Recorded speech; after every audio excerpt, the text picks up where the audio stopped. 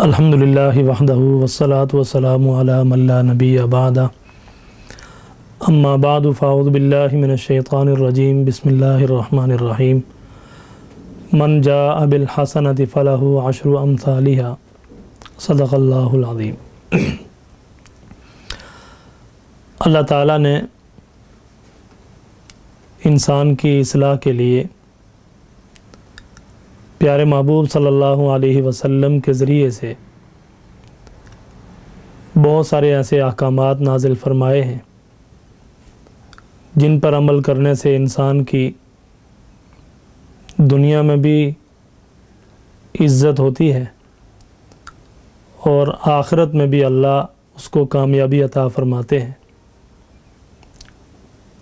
ان احکامات میں سے ایک اللہ کے راستے میں مال کا خرچ کرنا ہے۔ اللہ کے راستے میں مال خرچ کرنے کی دو صورتیں ہیں۔ ایک تو اپنے مال کی زکوٰۃ ادا کرنا، یہ تو ارکان اسلام میں سے ہے، فرائض میں سے ہے۔ جو آدمی اپنے مال کی زکوٰۃ ادا نہ کرے، قیامت کے دن اس کو شدید ترین عذاب میں مبتلا کیا جائے گا۔ اور جو آدمی اپنے مال کی زکوٰۃ ادا کرتا ہے، اللہ تعالیٰ زکوٰۃ کی برکت سے اس کے مال کی حفاظت فرماتے ہیں، اس کے مال کے اندر اللہ برکتیں عطا فرماتے ہیں۔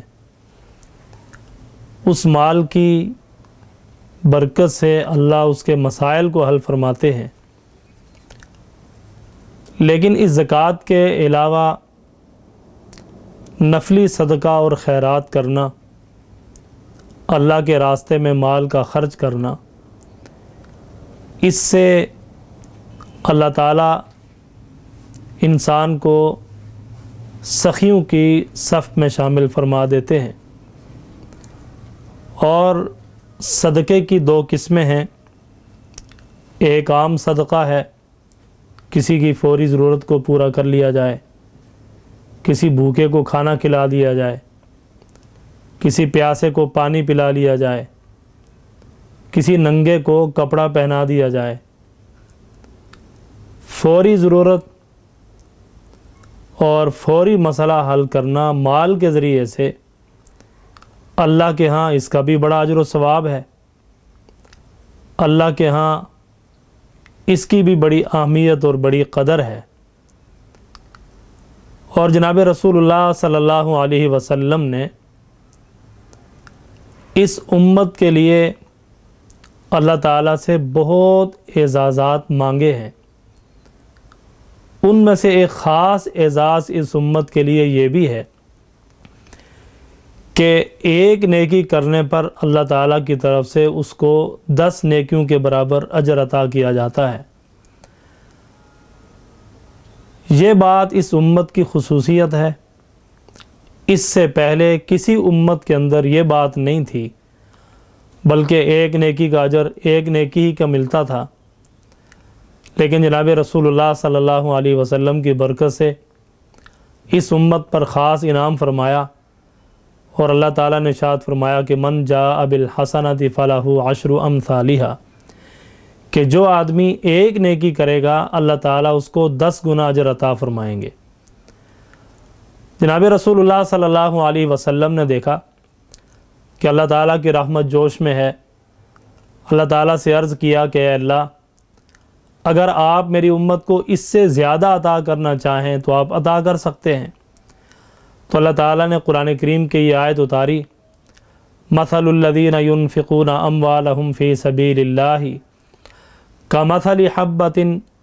انبتت 7 سنابل فی کل سنبلۃ 100 حبہ، کہ ان لوگوں کی مثال جو اللہ کے راستے میں اپنا مال خرچ کرتے ہیں، فرمایا کہ ایک دانے کے برابر اللہ 100 گنا اجر بڑھا کر عطا فرماتے ہیں، اور پھر اس کو 700 گنا در بڑھاتے رہتے ہیں۔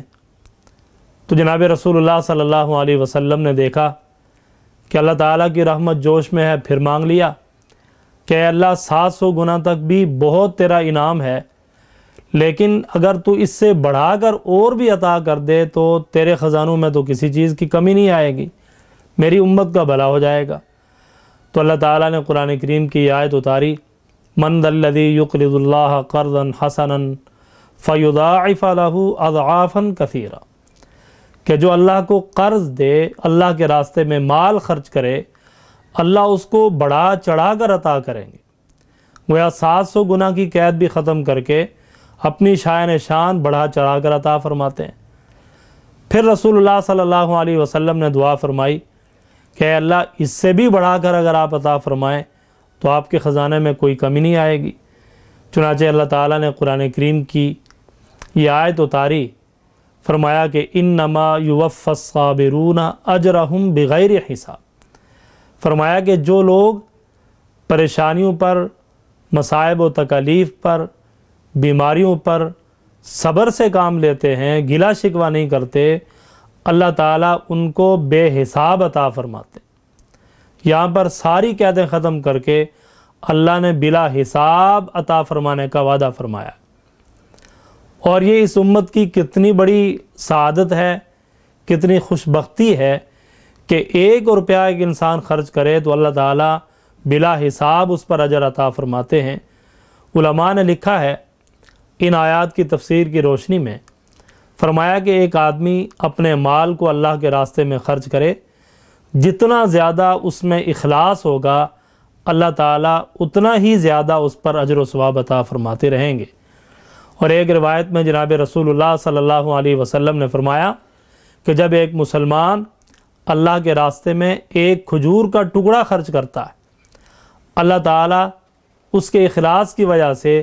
اس کو دائیں ہاتھ سے قبول فرماتے ہیں اور اس کو بڑھاتے رہتے ہیں، پالتے رہتے ہیں۔ فرمایا کہ جس طرح تم گائے کے بچھڑے کو پالتے ہو، حتیٰ تکون الجبل، یہاں تک کہ اللہ اس کو بڑھاتے بڑھاتے احد پہاڑ کے برابر کر دیتے۔ اور ایک روایت میں جناب رسول اللہ صلی اللہ علیہ وسلم نے فرمایا کہ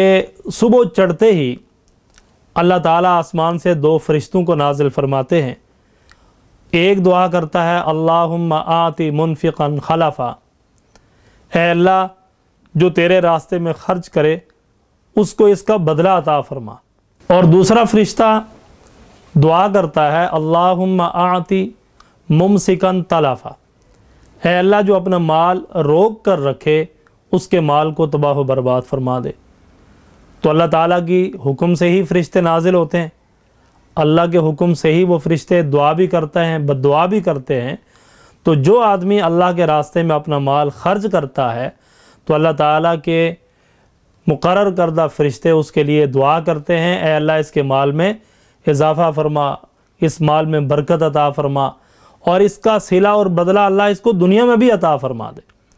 تو صدقات کا بدلہ آخرت میں تو ملتا ہی ملتا ہے، کسی کو 10 گنا ملتا ہے، کسی کو 700 گنا ملتا ہے، کسی کو اللہ تعالیٰ بڑھا چڑھا کر عطا فرماتے ہیں، کسی کو بلا حساب عطا فرمائیں گے، لیکن اللہ دنیا میں بھی اس کا بدلہ عطا فرماتے ہیں۔ اور ایک روایت میں جناب رسول اللہ صلی اللہ علیہ وسلم قسم اٹھا کر یہ بات ارشاد فرماتے ہیں کہ جو آدمی اپنے مال کو اللہ کے راستے میں خرچ کرتا ہے، اللہ کی قسم اللہ اس کے مال کو بڑھاتے ہیں۔ اس سے زیادہ اعتماد کی اور کون سی روایت ہو سکتی ہے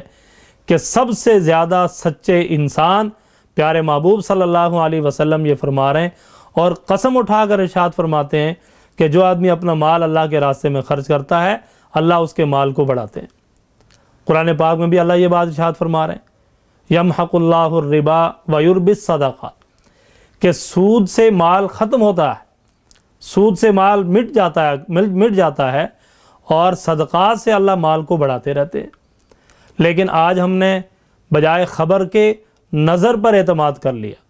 ہم نے دیکھا کہ سود سے مال بڑھ رہا ہے اور اللہ کے راستے میں مال دینے سے مال کم ہو رہا ہے، تو ہم نے سودی کاروبار کو اپنا لیا اور صدقات سے ہاتھ کھینچ لیا۔ حالانکہ اللہ قرآن پاک میں فرما رہے ہیں کہ سودی کاروبار کرو گے، سودی نظام میں آؤ گے، اللہ اور اس کے رسول کے ساتھ جنگ بھی ہے اور اپنے مال کو تباہ و برباد بھی کرنا ہے۔ اور اس کے ساتھ ساتھ اگر صدقات کریں گے، اللہ کے راستے میں مال خرچ کریں گے، آخرت میں بھی اللہ اجر عطا فرمائیں گے اور دنیا میں بھی اللہ اس کا بدل عطا فرماتے ہیں۔ تو ایک تو وہ صدقہ ہے جس کو عام صدقہ کہا جاتا ہے کہ فوری ضرورت پوری کر لی جائے اور ہنگامی حالت میں کسی کی مدد کر لی جائے، کسی کی حاجت کو پورا کر لیا جائے، اللہ اس پر بھی اجر عطا فرماتے ہیں۔ اور ایک ہوتا ہے صدقہ جاریہ، تادیر قائم رہنے والا، ہمیشہ باقی رہنے والا، جب تک لوگ اس سے فائدہ اٹھاتے رہیں گے اللہ تعالیٰ اس صدقہ کرنے والے کو اجر عطا فرماتے رہتے ہیں۔ امام بہقی رحمہ اللہ نے شعب الایمان میں یہ روایت نقل کی ہے کہ جناب رسول اللہ صلی اللہ علیہ وسلم نے فرمایا، سبعۃ یجری للعباد اجورہن وہو فی قبرہ بعد موتہ۔ فرمایا کہ 7 آدمی ایسے ہیں کہ جن کا اجر ان کے مرنے کے بعد ان کی قبر میں بھی ان کو ملتا رہتا ہے، یعنی ایسا صدقہ جاریہ کر کے جاتے ہیں کہ ان کے مرنے کے بعد بھی لوگ اس سے فائدہ اٹھاتے رہتے ہیں۔ جب تک اس سے فائدہ اٹھاتے رہیں گے اللہ تعالیٰ اس کا اجر و ثواب اس صدقہ کرنے والے کو عطا فرماتے رہتے ہیں۔ ان میں سے ایک بات ارشاد فرمائی، من علم علما، فرمایا کہ جو آدمی کسی کو دینی تعلیم دے دے، کسی کو علم سکھا دے، نورانی قاعدے سے لے کر بخاری شریف تک جو بھی علوم ہیں اور علوم کی جو کیفیات ہیں، علوم کے جو درجات ہیں، جو علوم وحی اور علوم شرعیہ کی جو کتابیں ہیں، جس اعتبار سے بھی، جس کیفیت سے بھی، جس درجے میں بھی ایک آدمی دوسرے کو اپنا دین سکھا رہا ہے، علم سکھا رہا ہے، قرآن سکھا رہا ہے، احادیث سکھا رہا ہے اور کسی اعتبار سے دوسرے کو دینی فائدہ پہنچا رہا ہے، فرمایا کہ یہ صدقہ جاریہ ہے اور یہ سلسلہ قیامت تک چلے گا اور اس کا ثواب اس کو اللہ تعالیٰ برابر اجر عطا فرماتے رہیں گے۔ اور فرمایا کہ یہ ایسا بہترین صدقہ جاریہ ہے کہ جس کا ایک سرا جناب رسول اللہ صلی اللہ علیہ وسلم کے ہاتھ مبارک میں ہے اور دوسرا سرا جو ہے قیامت تک آنے والے آخری انسان تک ہوگا، چونکہ رسول اللہ صلی اللہ علیہ وسلم پہلی وہ شخصیت ہیں جنہوں نے انسانیت کو قرآن سکھایا ہے، جنہوں نے انسانیت کو دین سکھایا ہے، جنہوں نے انسانیت کو علوم نبوت سکھلائے، علوم شرعیت سکھلائے ہیں، اور یہ سلسلہ چلتے چلتے چلتے یہ قیامت تک باقی رہے گا۔ تو یہ سونے کی ایک زنجیر ہے، فرمایا کہ جو آدمی بھی اس کے ساتھ جڑ جائے گا اللہ تعالیٰ اس کو بھی سونا بنا دیں گے، ہیرا اور جواہر اللہ تعالیٰ اس کو یہ کیفیت عطا فرما دیں گے کہ سونے کی زنجیر کے ساتھ ملنے والا بھی سونا ہی بن جایا کرتا ہے۔ یہ بہترین صدقہ جاریہ ہے۔ ایک آدمی کو، ایک طالب علم کو اگر ایک آدمی نے نورانی قاعدہ پڑھا دیا، گویا کہ علم دین کی بنیاد رکھ دی اس نے، جب تک یہ سلسلہ چلے گا اللہ تعالیٰ اس کو برابر اجر عطا فرماتے رہیں گے۔ اس نے آگے علوم پڑھے، وہ عالم بنا، مفتی بنا، قاضی بنا اور شیخ الحدیث بنا، اور اس کے ذریعے سے کتنے علوم لوگوں میں پھیلے، کتنے لوگوں کو فائدہ پہنچا ہے، اس کا فائدہ اس شخص کو بھی اللہ عطا فرمائیں گے کہ جس نے نورانی قاعدہ پڑھا کر اس کی بنیاد رکھی۔ اور پھر دوسری بات رسول اللہ صلی اللہ علیہ وسلم نے ارشاد فرمائی کہ ایک تو دینی تعلیم دے کر صدقہ جاریہ میں شریک ہونا، لیکن اگر ایک آدمی کے پاس خود علم نہیں ہے، وہ دوسرے کو علم دین کی تعلیم نہیں دے سکتا، ظاہر ہے اس کو قرآن نہیں پڑھا سکے گا، اس کو احادیث نہیں پڑھا سکے گا، فقہ اصول الفقہ نہیں پڑھا سکے گا، تفاسیر نہیں پڑھا سکے گا، تو ایسا آدمی کسی اور شعبے میں اپنا حصہ ڈال کر صدقہ جاریہ میں شامل ہو جائے۔ مثلا ایسی بلڈنگ کا انتظام کر لے جہاں بچے بیٹھ کر قرآن پاک پڑھیں، ان کے لیے قالین بچھا دے، ان کے لیے دری صف بچھا دے، ان کے کھانے پینے کا انتظام کر دے، ان کے لیے رہائش کا انتظام کر دے، ان کے قیام طعام کا انتظام کر دے، ان کی کسی ایسی ضرورت کو پورا کر دے جو ان کو تعلیم کے مراحل میں آسانی کا باعث بن جائیں۔ تو جب تک یہ طلباء پڑھتے رہیں گے، آگے ان کا سلسلہ طلباء کا پڑھنے پڑھانے کا چلتا رہے گا، تو جس طرح پڑھانے والے کو اجر ملتا ہے، اس طرح ان اسباب کو مہیا کرنے والے کو بھی اللہ برابر اجر عطا فرمائیں گے۔ تو یہ علم دین پڑھنا یہ صدقہ جاریہ ہے۔ عام آدمی جو ہے اس میں شرکت اپنے پیسے کے ذریعے سے مال خرچ کر کے شامل ہو سکتا ہے، اللہ تعالیٰ اس کو بھی صدقہ جاریہ کا ثواب عطا فرمائیں گے۔ دوسری بات رسول اللہ صلی اللہ علیہ وسلم نے ارشاد فرمائی او کرا نہرا، کہ جس نے کوئی پانی کی نہر کھدوائی، جب تک لوگ اس سے فائدہ اٹھاتے رہیں گے اللہ تعالیٰ اس کو بھی اس کا اجر عطا فرماتے رہیں گے۔ پانی ایک اہم ضرورت، انسانی زندگی کے لیے پانی سب سے اہم ضرورت ہے۔ یہ ضرورت پورا کر لینا اپنا مال خرچ کر کے، فرمایا کہ نہر کھدوا دی، وہ نہر جہاں جہاں جائے گی اس کے ذریعے سے جہاں جہاں سے لوگ فائدہ اٹھائیں گے، جب تک اس سے فائدہ اٹھایا جائے گا فرمایا کہ اس کا ثواب اس نہر کھدوانے والے کو برابر ملتا رہے گا۔ ہارون الرشید کی بیوی ملکہ زبیدہ خواب دیکھتی ہے کہ ایک چوراہے میں کھڑی ہے اور سارے بہت زیادہ تعداد میں لوگ آ کر اس کے ساتھ بدکاری کر کے جا رہے ہیں۔ بڑی پریشان ہوئی کہ انتہائی نیک عابدہ زاہدہ خاتون اور اتنا خوفناک اور گندہ خواب دیکھ رہی ہے۔ علامہ ابن سیرین رحمہ اللہ کے پاس اپنی خادمہ کو بھیجا، فرمایا کہ جاؤ جا کر اس خواب کی تعبیر پوچھ کر آؤ، لیکن یہ نہ بتلانا کہ یہ خواب دیکھا کس نے ہے۔ چنانچہ خادمہ گئی، علامہ ابن سیرین رحمہ اللہ سے جا کر عرض کیا کہ اس طرح ایک خواب دیکھتی ہے ایک عورت کہ چوراہے میں کھڑی ہے اور بہت سارے لوگ آ کر اس سے بدکاری کر رہے ہیں۔ تو علامہ ابن سیرین رحمہ اللہ نے فرمایا کہ یہ خواب تو بڑا اچھا خواب ہے۔ فرمایا کہ جس شخص نے یہ خواب دیکھا ہے اللہ اس سے بہت بڑا کام لے گا جس سے انسانیت کو فائدہ پہنچے گا۔ چنانچہ کچھ عرصے کے بعد یہ حج کے لیے گئیں اور وہاں سے لوگوں نے شکایات کی کہ ہمیں پانی کی کمی ہے۔ ملکہ زبیدہ نے اپنے خرچ سے نہر زبیدہ کھدوائی، طائف سے مکہ تک لوگوں کے لیے پانی کا انتظام کر دیا۔ نامعلوم کروڑوں لوگوں نے اس نہر سے فائدہ اٹھایا اور نامعلوم کب تک اٹھاتے رہیں گے، اس کا ثواب برابر ملکہ زبیدہ کو مل رہا ہے۔ تو او کرا نہرا، جس نے نہر کھدوائی یہ بھی صدقہ جاریہ ہے، جب تک لوگ اس سے فائدہ اٹھاتے رہیں گے اللہ اس کو اجر و ثواب عطا فرماتے رہیں گے۔ تیسری بات ارشاد فرمائی او حفرا بئرا، کسی نے کنواں کھدوا دیا، بورنگ کروا لی، ٹیوب ویل لگوا لیا، کوئی پانی کی موٹر مشین لگوا لی جس سے پانی لوگوں کو مل رہا ہے پینے کے لیے، کپڑے دھونے کے لیے، وضو غسل کے لیے، ضرورت پوری ہو گئی ہے، یہ بھی ایک صدقہ جاریہ ہے۔ جب تک یہ کام ہوتا رہے گا اس سے فائدہ ہوتا رہے گا اللہ پاک اس کو اجر و ثواب عطا فرماتے رہیں گے۔ اور چوتھی بات رسول اللہ صلی اللہ علیہ وسلم نے ارشاد فرمائی او غرس نخلا، کسی نے کوئی درخت لگا دیا،